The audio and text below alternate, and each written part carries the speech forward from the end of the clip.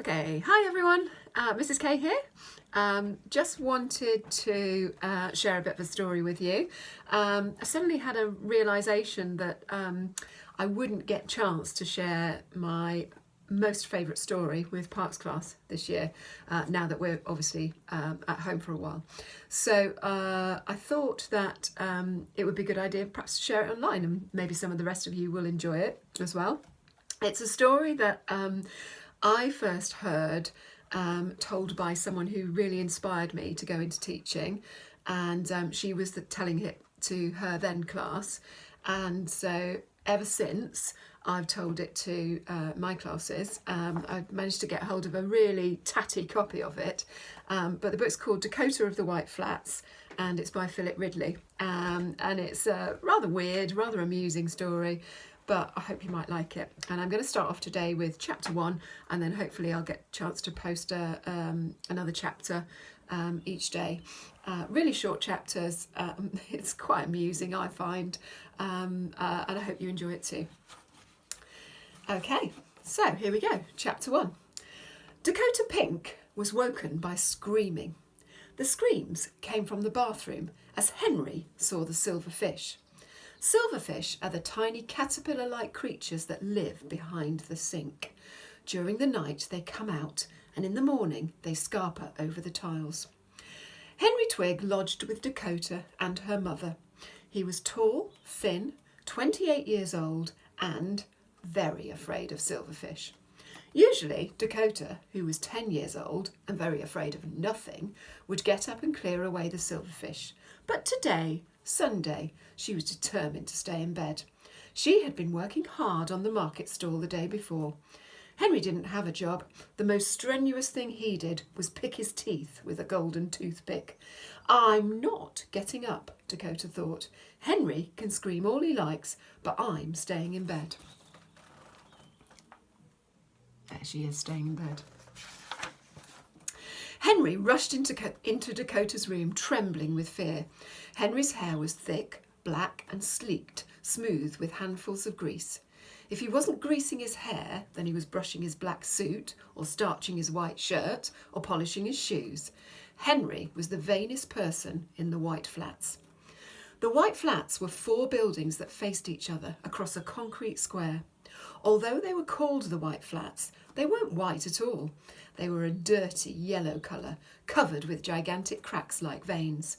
Dakota, her mother, and Henry Twig lived in a ground floor flat. Dakota sat up in bed and looked at Henry, who was wearing silk pyjamas and a hairnet. "There's an army of silverfish in the bathroom," Henry cried. "Don't be a baby," Dakota told him. "Please get rid of them for me," Henry pleaded. "No," said Dakota, "I'm tired." "But you always do it," Henry said. "Then it's about time I stopped." Henry didn't know what to do. He desperately wanted to go to the bathroom. For a few minutes he shuffled uncomfortably. Then, "If you get rid of them," Henry said, "I'll give you something." "Give me what?" Dakota asked. "Anything," Henry said. "Something from your room," Dakota said. In all the years Henry had been lodging with Dakota and her mother, he'd never let anyone into his room. "All right," Henry said. "I agree. You can have something from my room. Just clear away the silverfish. Please, Dakota, please." Dakota got out of bed, put on her dressing gown, and then strolled down the hall to the bathroom. There, on the floor, she saw 12 silverfish. All of them were large, but one of them, the one by the spider plant, was the biggest, fattest silverfish Dakota had ever seen. Dakota swiftly caught all the other silverfish and flushed them down the toilet, but the one by the spider plant, so fat it could barely move, she put in her dressing gown pocket. "It's safe now," she said to Henry, who was waiting outside. "They're all gone." Henry rushed inside and slammed the door. Dakota peeped in her pocket. The large silverfish crawled over bits of fluff and tissue paper. Dakota studied it carefully and gazed at its hairy legs, its gleaming, scaled back and fish-like face. "I'm going to keep you," said Dakota. "You're going to be my pet." Dakota ran downstairs to the living room, where her mother, Lucy, was asleep in the armchair, her cocoon on casters, as she called it. Carefully, Dakota rummaged through her sleeping mother's pockets until she found a matchbox. She emptied the matches out and took the empty matchbox back to her room. "This is your new home," said Dakota to her silverfish, opening the matchbox and putting the silverfish inside. For a while, she listened to the silverfish scarpering around. Then she went to wait outside the bathroom. Henry came out and started to walk towards his room. Dakota followed him. Henry turned and glared at Dakota. "And where do you think you're going, young lady?" he asked. "With you," Dakota replied.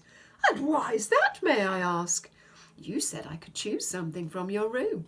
"And why would I say something like that?" Henry sneered. "Because I got rid of the silverfish for you," Dakota said. "Is that so?" said Henry.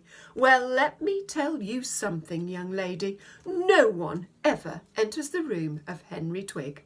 And with that, he went into his room and slammed the door.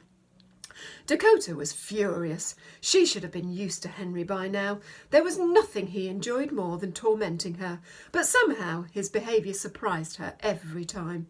"If you don't give me something, I'll spit on your shoes," Dakota cried through the keyhole. "Your uncomfortable, pointy black shoes, the ones that go clickety-clickety-click-clock when you walk. I'll spit on them, Henry. I'll spit on them."